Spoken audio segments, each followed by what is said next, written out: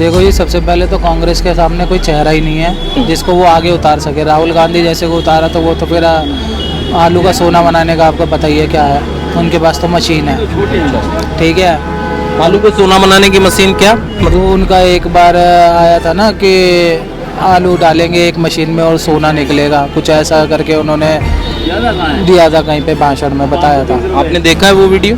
हक बात है, हमारा वोट अपना भी बीजेपी को दिया है और 2-3 इलेक्शनों में दिया है। यदि हम आपसे पूछें कि बतौर सांसद उनको 10 में से आपको नंबर देने हैं, कितने नंबर देंगे? मेरा तो एक भी नंबर नहीं है। मैन ब्रह्मपुर रोड है हमारा, आज तक अभी सुधार नहीं हुआ इसके अंदर। कन्वेंस बहुत बुरी हुई, सबसे ज़्यादा कन्वेंस है। यहाँ से आप सीलमपुर से लेके गोंडा चौक तक चला जा, कोई भी मोटरसाइकिल वाला हो या कहीं भी नहीं आ सकता, इतना बुरा हाल है। दूसरी कोई भी सरकार आ जाए लेकिन भाजपा ना आए, क्योंकि भाजपा के राज में जातिवाद धर्मवाद हुआ, आपस में दिलों के अंदर एक दूसरे के लिए बुराइयां पैदा की गई, दुश्मनी पैदा की गई, कारोबार के नाम पे नील बटे नील। नमस्कार, आप सभी देख रहे हैं द भारत खबर। देश में चुनावी माहौल है और इसी बीच दिल्ली की नॉर्थ ईस्ट लोकसभा क्षेत्र में किस तरह का चुनावी माहौल है, ये जानने के लिए हम पहुंचे हैं सीलमपुर में। सीलमपुर की ये कपड़ा मार्केट है और मेन मार्केट इनको बताया जाता है। तमाम लोग यहाँ पर जो आते हैं, खरीदारी करने आते हैं, वो यहाँ पर लोकल वोटर होते हैं, लोकल जो जनता है वो यहाँ पर पहुँचती है। तमाम लोगों से हम बातचीत करने की कोशिश करेंगे कि आखिर क्या चुनावी माहौल यहाँ पर बन रहा है। हाँ जी, कैसे हैं आप? ठीक है जी। क्या नाम है आपका? मेरा नाम दर्शन कुमार है जी। दर्शन जी, मुझे ये बताएं, क्योंकि देश में अब चुनाव चल रहा है, नॉर्थ ईस्ट जो लोकसभा क्षेत्र है उसमें क्या माहौल बन रहा है? क्या लगता है कि अब की बार मोड़ आना तो मोदी नहीं है जी, देख लेना। अच्छा, आप कोई दूसरा और को बन जाए प्रधानमंत्री तो वही बनेगा जी। वही बनेगा। यहाँ से क्या रहेगा? क्योंकि यहाँ से बीजेपी के मनोज तिवारी हैं, उनको एक बार फिर से टिकट दिया गया है। इंडिया अलायंस जो गठबंधन है उसके कन्हैया कुमार है। इस बारे में अभी कुछ नहीं कह सकते, दोनों की टक्कर है जी, इस बारे में कुछ नहीं कह सकते। टक्कर है हाँ जी, कन्हैया और मनोज के बीच में टक्कर। हाँ जी। अच्छा, मोदी का आने का आप कह रहे थे, क्या कारण है? मोदी तो आना ही आना है जी। मतलब उसके पीछे वजह क्या है? वजह काम किया अगले ने। क्या काम ऐसे हैं जो आपको लगता है कि ये काम ऐसे हैं जिनको देखकर वोटर वोट करेगा? काम करे भाई, सब काम करे तब आएगा, ऐसा थोड़ा आएगा जी। हाँ जी। मोदी का 10 साल का कार्यकाल हो गया है। हम आपसे 5 ऐसे काम पूछना चाहेंगे जो आपको लगता है कि ये काम बहुत बेहतरीन किए मोदी ने। अच्छा, कौन सा पूछना चाहते हैं, बोलो। 5 काम बताएं आप कोई बेहतरीन। 5 एक तो इसने नोटबंदी वाला काम खराब करा जी, सबसे पहले तो। खराब किया?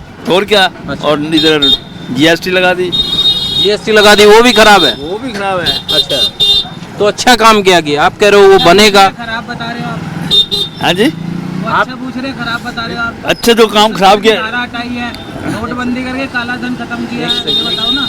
काला धन क्या, काम में तो फर्क पड़ा है। काम में तो फर्क पड़ा है, काम में तो फर्क पड़ा है बाबूजी। काम पे क्या फर्क? क्यों ही पड़ा? बिजनेस है ही नहीं, बिजनेस है ही नहीं ना। जीएसटी को लेकर व्यापारी को दिक्कत आ रही है। बिजनेस है ही नहीं, बिजनेस तो है ही नहीं ना। जीएसटी की वजह से नहीं है। जैसे समझ लो बिजनेस नहीं है जी। अच्छा, महंगाई कितना परेशान कर रही है? क्या दुकानदार को भी परेशान कर रही है, सिर्फ ग्राहक को परेशान कर रही है? सबको परेशान कर रही है बाबूजी, ग्राहक को भी दुकानदार को भी, दोनों को परेशान कर रही है। तो इन मुद्दों के बारे में क्या वोटर सोचता है कि महंगाई है, जैसे आपने बताया जीएसटी की दिक्कत है, क्या इनके बारे में भी सोचता है या लगता है कि नहीं, पार्टी देखता है, चेहरा देखता है और वोट कर देता है?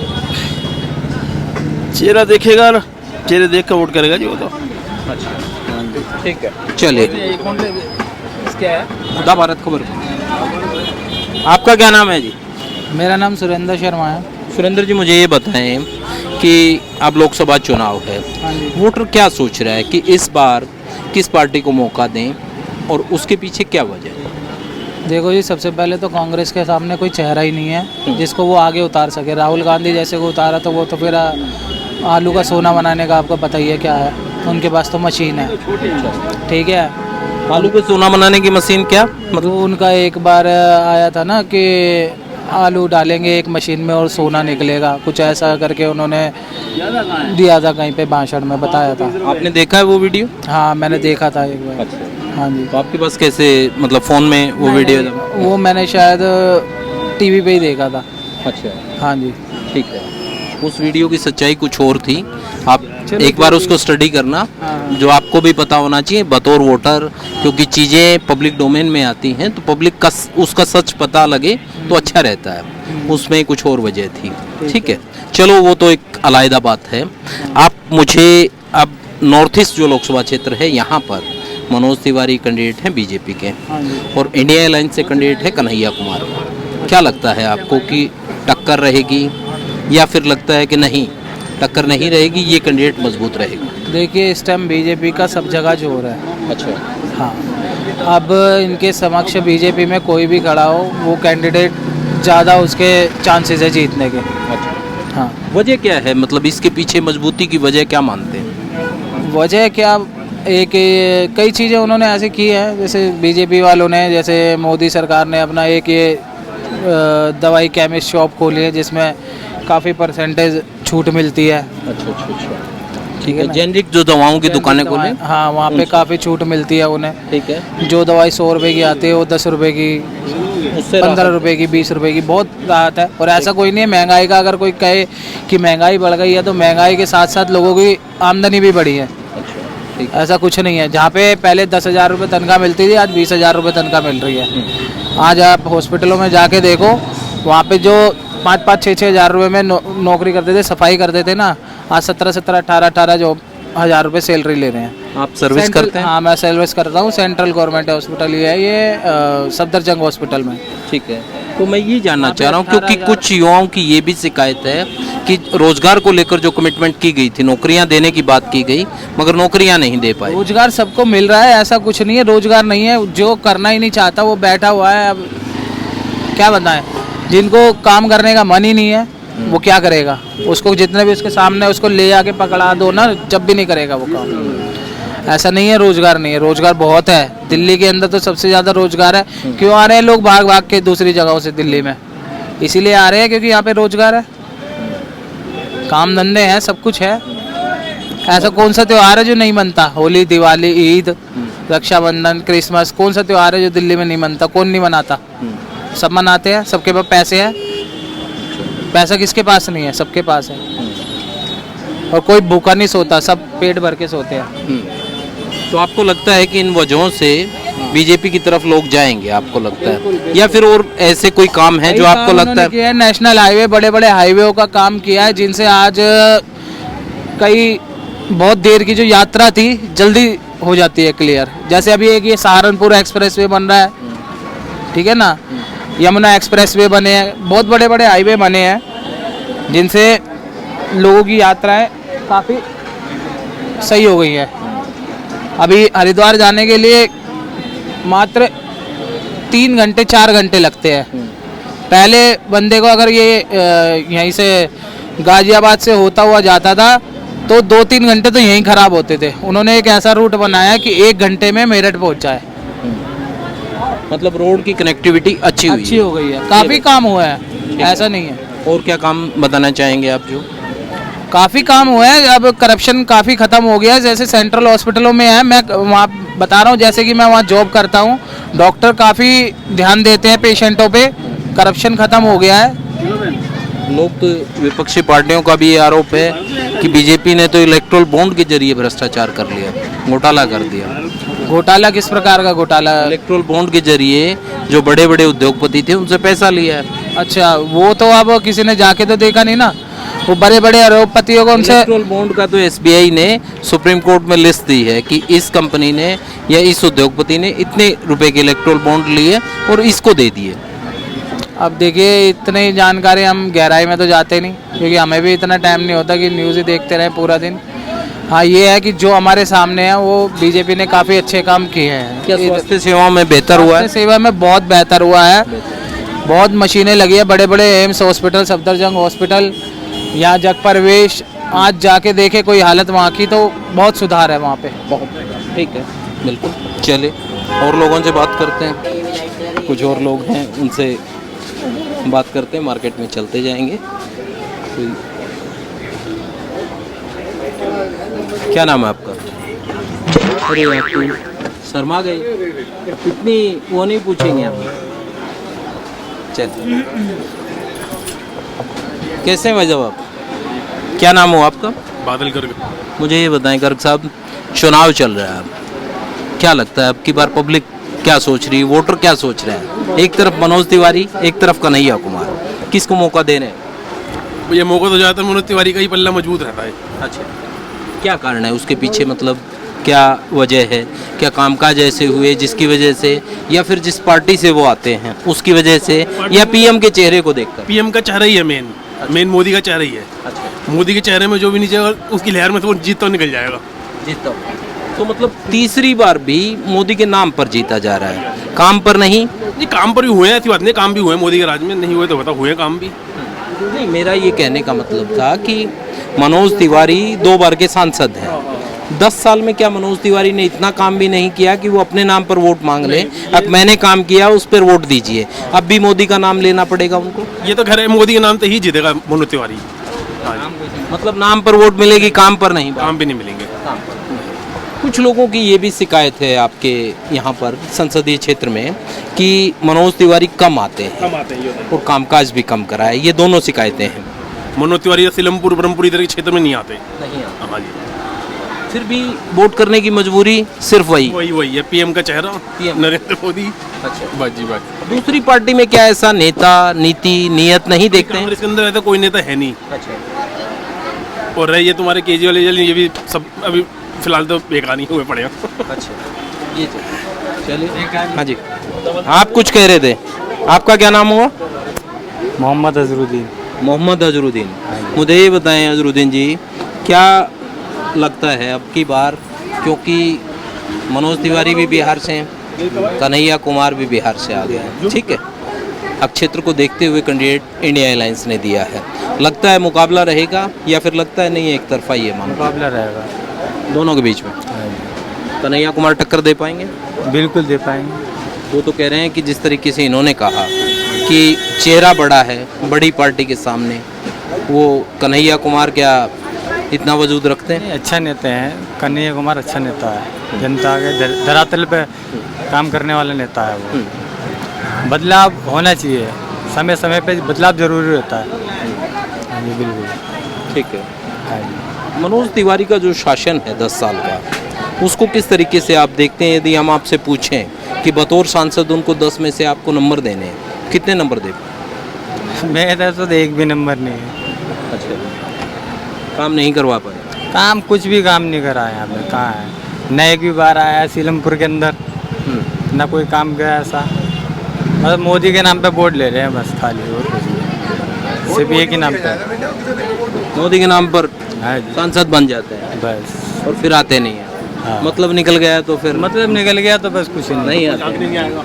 अच्छा, सब मतलब के हैं, कुछ नहीं है, बदलाव क्या नाम जरूरी हुआ जी? है। मोहम्मद आरिफ। आरिफ साहब, मुझे ये बताएं, क्योंकि चुनाव चल रहा है, क्या सोच रहा है वोटर कि अब की बार जब वोट किया जाएगा तो किस मुद्दे पर किया जाएगा? क्या लगता है कि कौन से ऐसे मुद्दे होने चाहिए, या फिर चेहरे को देखकर करेंगे, पार्टी को देखकर करेंगे, कैसे करेंगे? नहीं, मेरा मानना तो ये है कि जनता को अभी अवेयर होना चाहिए, क्योंकि मेन मुद्दा जो है वो रोजगारी का है, और रोजगारी दिन पे दिन ख़त्म होती जा रही है। और सरकार किसकी है पिछले सालों से? मोदी सरकार है, भाजपा की सरकार है। इन्होंने जाति के नाम पर काम किया, ठीक है ना, धर्म के नाम पर, मंदिर के नाम पर, मस्जिद के नाम पर, पाकिस्तान के नाम पर, तो काम तो कुछ नहीं किया, बस नाम करके लोगों को भड़काया और एक दूसरे के खिलाफ किया। तो इस बार मैं तो, और बल्कि है ना, जो भी समझदार लोग हैं वो चाहते हैं कि है ना कि दूसरी कोई भी सरकार आ जाए लेकिन भाजपा ना आए, क्योंकि भाजपा के राज में जातिवाद, धर्मवाद हुआ, आपस में दिलों के अंदर एक दूसरे के लिए बुराइयां पैदा की गई, दुश्मनी पैदा की गई, कारोबार के नाम पे नील बटे नील, ठीक है। तो मैं यही चाहता हूँ कि कोई भी सरकार आ जाए, मुझे मतलब नहीं है। वैसे केजरीवाल ने भी बढ़िया काम किया है, ठीक है, थोड़े बहुत काम शायद हो सकते हैं कि है ना लोगों के समझ के बाहर थे, लेकिन स्कूलों के लिए और जो हॉस्पिटलों के लिए काम किया है केजरीवाल सरकार ने, बिजली के बिल के अंदर जो भारी क्या नाम है कटौती, कमी आई है, सॉरी, कम से कम जीरो बिल आया, तो मुझे नहीं लगता और किसी सरकार में आया होगा। केजरीवाल का बहुत अच्छा काम रहा है, केजरीवाल आ जाए खुश हैं, लेकिन भाजपा से सिर्फ इसलिए मैं खिलाफ हूँ कि भाजपा ने अभी तक जो काम किया है वो क्या है, एक दूसरे के दिलों में दुश्मनी पैदा करने का काम। मतलब आप ये कह रहे हैं कि जो चुनाव होना चाहिए वो जाति पाति धर्म और मजहब से ऊपर उठकर होना चाहिए, मुद्दे आधारित होना चाहिए, जाति और धर्म से ऊपर उठ के हो। और सबसे बड़ी बात जो मेरे दिल के अंदर है वो मैं एक बात कहना चाहूँगा कि हमारा देश दूसरी कंट्री में एकता की जो मिसाल है ना, हिंदू मुस्लिम भाईचारा जो है और जो अलग अलग धर्मों के लोग यहाँ रहते हैं, तो उसकी एक मिसाल था। लेकिन आज जो हमारे देश के अंदर एक दूसरे के लिए नफरतें पैदा हुई, उसमें सबसे बड़ा जो किरदार रहा वो भाजपा का रहा। हिंदू राष्ट्र लाना है, हिंदू राष्ट्र लाना है, तो उस चीज़ को लेके जो यहाँ पर आपस में दुश्मनी और दिलों के अंदर जो भेदभाव पैदा हुआ है ना, उसके मैं बहुत खिलाफ हूँ। इसके अलावा जिस तरीके से आपने बात की रोज़गार की, रोज़गार के अलावा भी आपको लगता है कि महंगाई है या फिर कोई और दूसरे मुद्दे हैं जिनको आपको लगता है कि जनता इनको देखकर वोट करे और कैंडिडेट के बीच में एक एनालिसिस करे कि आखिर कौन सा कैंडिडेट ठीक रहेगा? दरअसल मेरा मानना ये है कि सबसे बड़ा जो मुद्दा रोज़गार का है ना, अगर हमारी कंट्री के अंदर रोज़गार ही हो जाता है तो बाकी सब चीज़ें भी उससे रिलेटेड ही है। भाई रोज़गार कब आएगा? रोज़गार आएगा तो बाकी चीज़ों में भी तो तरक्की होगी, और जब रोज़गार ही नहीं होगा तो फिर सब कुछ खत्म हो जाएगा। तो ये चीज़ें कहीं ना कहीं एक दूसरे से जुड़ी हुई है, जैसे आपने जो बोला।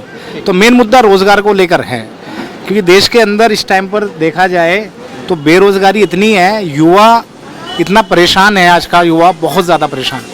जबकि युवा के हाथ में ही हकीकत में है ना, युवा से ही तो देश चलता है। जो देश के युवा पढ़े लिखे युवा है ना, वो पढ़े लिखे युवा आजकल ये समझ लीजिए आप इतने ज़्यादा परेशान हैं रोज़गारी को लेकर, बेरोज़गारी को लेकर बहुत ज़्यादा। वादा भी किया गया था कि करोड़ों जो नौकरी हैं वो निकाली जाएंगी, 2 करोड़ नौकरी दी जाएंगी, मगर वो मिल नहीं पाई। ठीक बात कहते हैं ना, ये लोग तो खुद कहते हैं, साफ झूठ बोलते हैं कि ये जुमलेबाजी है, मुंह पे बोलते हैं, कोई कहने वाला नहीं है। भाजपा की सरकार के खिलाफ कोई जाएगा तो आज वो जेल में होगा, उसके ऊपर वो पता नहीं कौन कौन सा एक्ट लगा देते हैं, है ना। तो ठीक है, चलिए। कैसे हैं चाचा आप? क्या नाम हुआ आपका? अब्दुलरहमान। मुझे ये बताएं कि अब चुनाव है, आपने तो बहुत चुनाव देखे हैं, ठीक है, सरकारें बनी, सरकारें गई, अब की बार क्या माहौल लग रहा है? अब की बार केजरीवाल का माहौल आएगा। अच्छा, पहले से ज़्यादा आएगा। अब पहले तो ज़्यादा आएगा, क्योंकि पहले बेगुनाह को अंदर डालना ये अच्छी बात नहीं होती है। जो आवाज़ उठाता है वो अंदर है, उसके ईडी आ रही है, सीबीआई आ रहे हैं, ये आ रहे हैं, गुंडे बेच के मरवा रहे हैं उसे। एक आध केस नहीं है दिल्ली के अंदर, बहुत केस है दिल्ली के अंदर ऐसे जो आदमी मरवाए इतने। हर आदमी सुकून चाहता है। हमें ना तो केजरीवाल कुछ दे और ना बीजेपी कुछ दे और ना कांग्रेस कुछ दे, हम गलत तो ना करें। अब जब जो सरकार 10 साल से बैठी हुई है, उसने मारे फिर रहे हैं लोग पढ़े लिखे, माँ बाप पैसा कितनी उठाते हैं, खर्च कितनी करते हैं, बच्चे अच्छा पढ़े, नौकरी लगे, नौकरी वहाँ पर ये है ही नहीं। वहाँ पर किसे पूंजीपतियों के लिए, गरीबों की दौलत कहाँ जा रही है? पूंजीपतियों की। यहाँ पर मैं गलत कर रहा हूँ तो आप बताओ मुझे। भाई हमें तो वोट देना है, ठीक बात है, जो काम अच्छा करेगा लो भैया। तो अब जो और है एक आध वोट नहीं है हमारे यहाँ पर, हमारे वोट कम से कम होंगे 3000। हमारे अपने वोट जहाँ इशारा करते हैं यहाँ पढ़ेंगे, यही पढ़ेंगे। तो एक तरफ मनोज तिवारी, दूसरी तरफ कन्हैया कुमार, क्योंकि आम आदमी पार्टी और कांग्रेस का गठबंधन है और ये कांग्रेस के खाते में सीट है, कन्हैया कुमार रहेंगे। तो आपको लगता है कन्हैया कुमार मजबूत टक्कर देंगे? कन्हैया कुमार पहले भी सही था आदमी और आज भी सही है वो, उसके अंदर कोई भेदभाव नहीं है। हमारी कौम तो नहीं है, हम गलत तो ना कर रहे हैं आपसे। हम तो कहते हैं आदमी को सुकून दो। अब बिजनेस मार्केट है ये, बोने तरस रहे हैं लोग। ये किसकी वजह है? ये वजह किसकी है? सरकार की वजह। रमजानों में 10-10, 15-15 लाख रुपए कमा लेते, 2 लाख रुपए किसी ने कमाए वापसी से।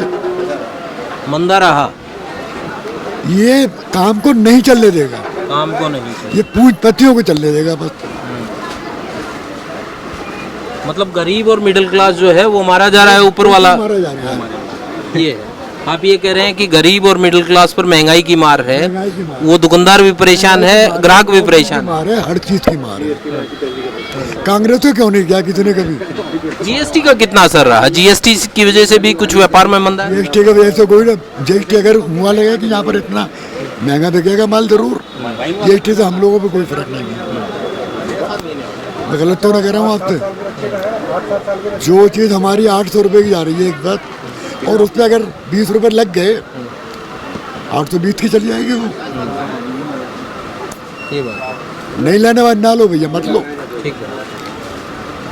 उसमें कोई नहीं है वो। टैक्स तो भाई देना पड़ेगा, चाहे इनकम टैक्स हो, सेल टैक्स हो, जीएसटी हो, कुछ भी हो। हाँ, टैक्स तो देना पड़ेगा, ठीक है। देख लो किसानों का हाल क्या हुआ।